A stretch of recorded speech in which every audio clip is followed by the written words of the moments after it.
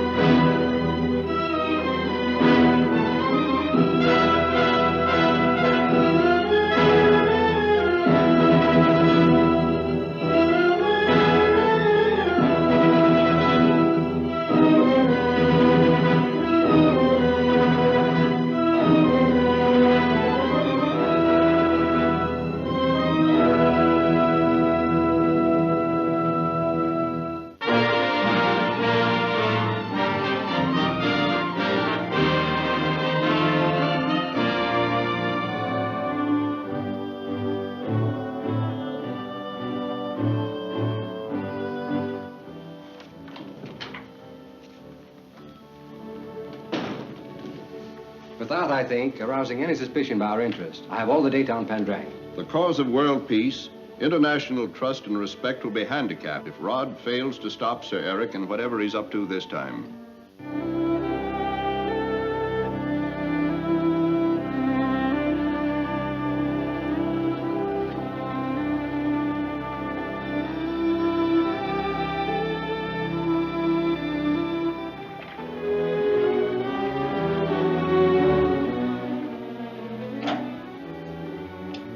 Coming G14, report, please. G14 reporting.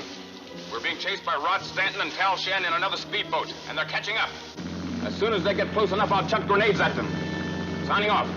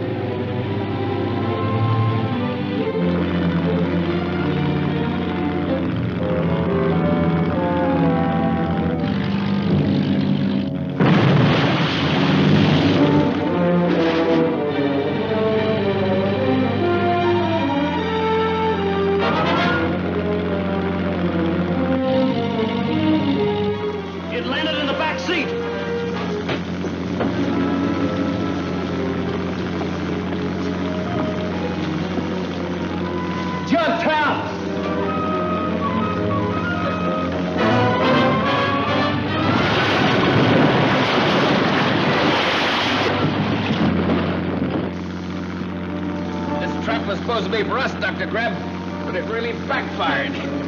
Sometimes, Marlowe, you're almost witty. Backfired is right.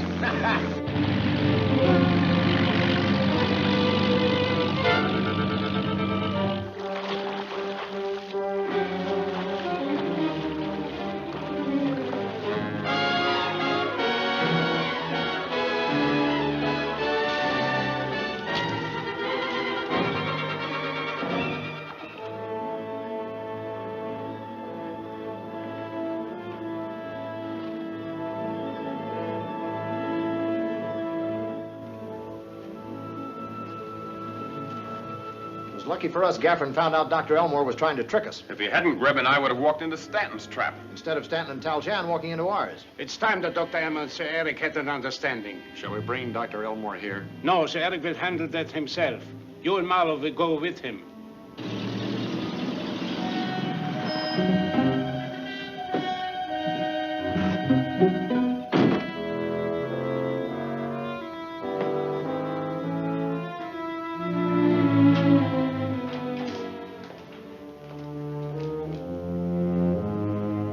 Mr. London, this is a surprise. I thought it about time to visit you. Where is Miss Elmore? Marjorie's up at the diggings, photographing some ancient artwork just uncovered. I came to see you about the translation of that last plaque you found. Oh, yes. Very interesting.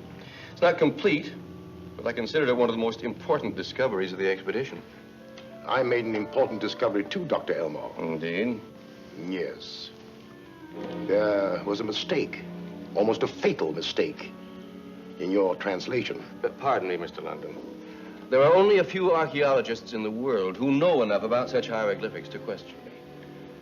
You are not one of those scholars. Oh, I'm not questioning your scholastic qualifications, only your motive. Now, why did you deliberately include false information? I might almost believe it was some sort of a trap. It was a trap, Mr. London. A trap in which I was hoping to catch the greatest enemy of world peace, Sir Eric Hazarias. That explains it. As soon as men like you learn my real identity, they invariably jump to a false conclusion. Surely you don't deny that you've earned your great but dubious reputation. That's exactly why I have financed your expedition under an assumed name, in the hope of proving that I have been sorely misjudged. My only purpose is to benefit humanity, to help make the world a better place, to convince people by this action that I am not the apostle of disaster that they believe. I don't believe you. And I don't know what lies behind your interest in this expedition, but I do know that I won't be a party to it.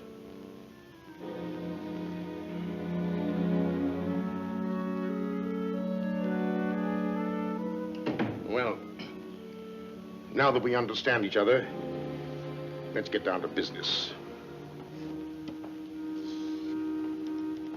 I want the correct translation of that plaque. You won't get it from me.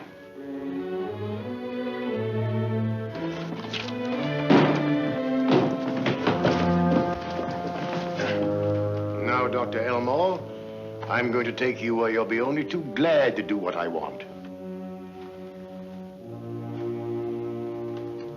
Was a rumpus here of some sort. Dad isn't here. I wish I hadn't gone down to the lake to meet you. If only there was something to tell us what happened.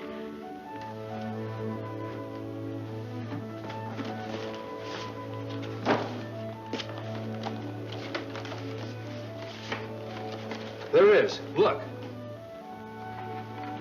E-R-I-C. Sir Eric. I thought he was behind this, but your father left us definite proof. You were right, Rod. Sir Eric's found out about that false translation. I wonder if they took the plaque, too. Well, Dad usually keeps important things like that in a hidden compartment in his desk here.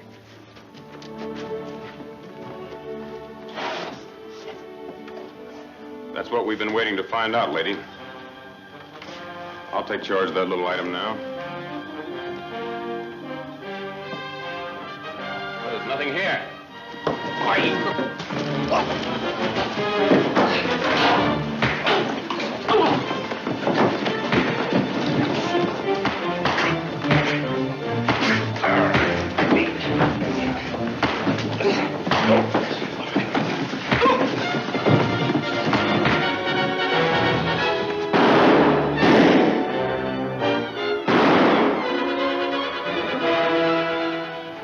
Well, they didn't get what they came for. The plaque is gone.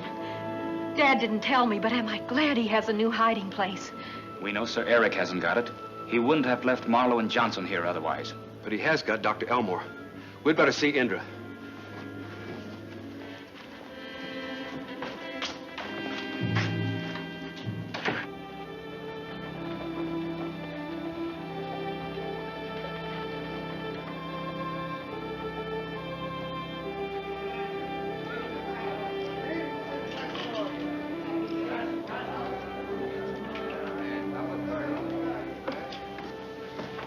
Oh, Mr. Harris.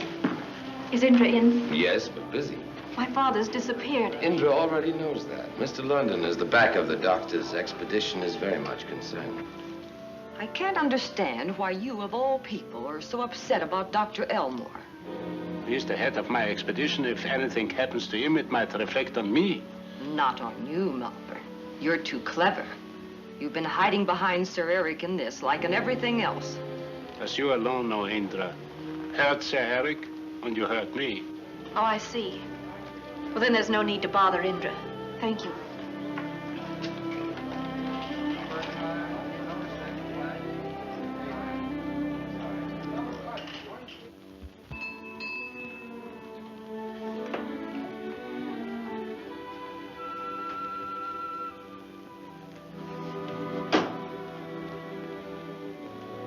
Isn't Mr. London here? No. But can I help you? I'm his secretary. Mr. Melbourne, I'm Miss Elmore. Yes, I know. Thank you, but there isn't anybody but Mr. London I can turn to. Perhaps I can assist you. It's about my dad. He's... I know, Miss Elmore. He has apparently vanished. I've looked everywhere. Sit down. And try to calm down, my dear.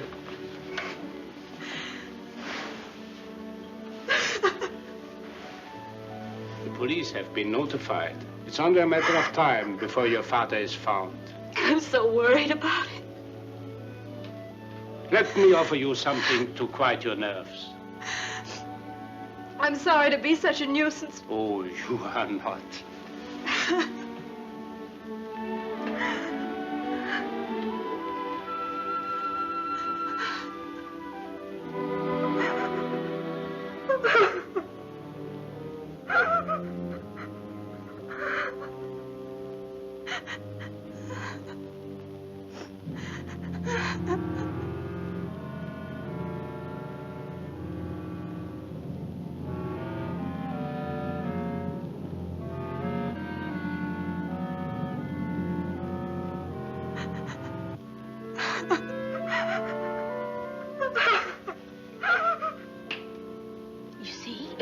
Easily.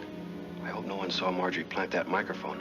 My husband, Tal Shan, is near Miss Elmore, and if I were she, I'd feel safe. Drink this, my dear, and you will feel better. But what could have happened to Dad? I don't know, but rest assured that Mr. London will do everything in his power to find out. Somehow I feel a little better. Thank you for your consideration, Mr. Melbourne. Oh, it was no trouble at all, Miss Elmore. You're such a comfort.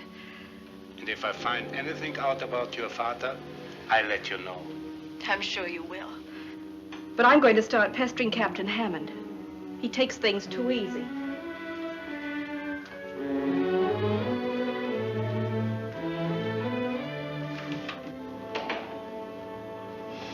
I can breathe easier now that Marjorie's out of that house. She's a brave girl. So are you. I'd like to watch her working on Hammond. He's going to have to do some real detective work in self-defense. Unless Captain Hammond is cooperating with Sir Eric. Yeah, Dr. Elmore is a stubborn fool. By refusing to translate that plaque, he prevents you from locating Meteorium, which in turn prevents me from perfecting my defense against the atomic bomb. The greatest discovery possible at this moment. Unfortunately, he guesses correctly that I intend to sell whatever it is I'm after to the highest bidder, war or no war. I can't trust him. So Dr. Elmore still refuses to make the translation. What are you going to do now, Greb? There's only one thing to do. That's why I'm here. Let me go to work on that, Doctor. I know a few tricks. That's the general idea, but it depends on what Sir Eric decides. Sure thing. How did you pick up that conversation? I don't know, sir. I was fishing for news. Ever hear anything that went on upstairs before? I know, never. Can't understand it. I can. I've been wondering why Dr. Elmore's daughter came to see me. Now I know. She concealed a wireless microphone. Huh. It's likely to be very useful to us.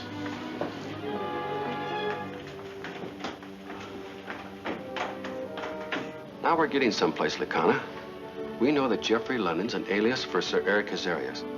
That Sir Eric has Dr. Elmore, and that Greb, like Marlowe and Johnson's, working for him. Possibly you may get a lead to Dr. Elmore through Johnson and Marlowe. Or through Greb. Hello, Greb. What about Dr. Elmore? I can't get a thing out of him. He still refuses to talk. Let him sweat it out. He'll give us the information soon enough. And even Stanton would never think to look for him at the old abandoned House of the Beggars.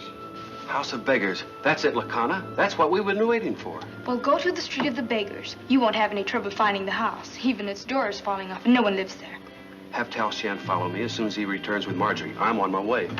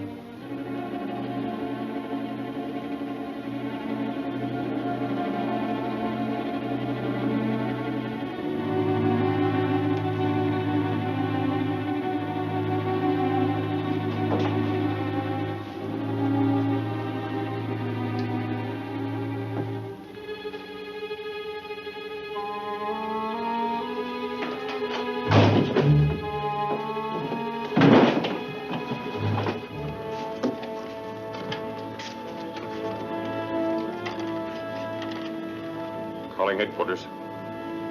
Calling headquarters.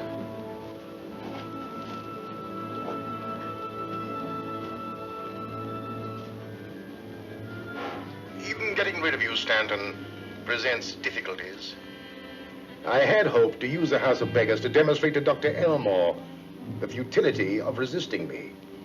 As it is, I fear I must sacrifice it in order to prove to you that radio microphones hidden in chairs by pretty young ladies are very dangerous to those who have put them there.